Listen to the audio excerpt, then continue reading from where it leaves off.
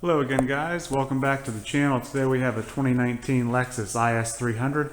I'm going to show you how to change the wiper blades. So first, grab the wiper arm, lift it up. Okay, the first thing you have to do is lift up this black plastic piece like that.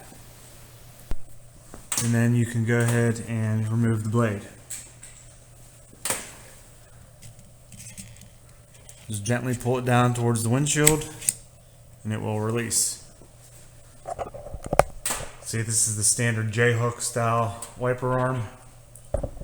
Then to take your new blade, simply just slide it up into place.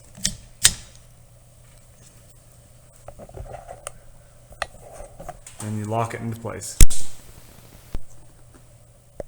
So that completes that. Same thing for the other side. The driver's side is 24 inches and the passenger side is 18 inches.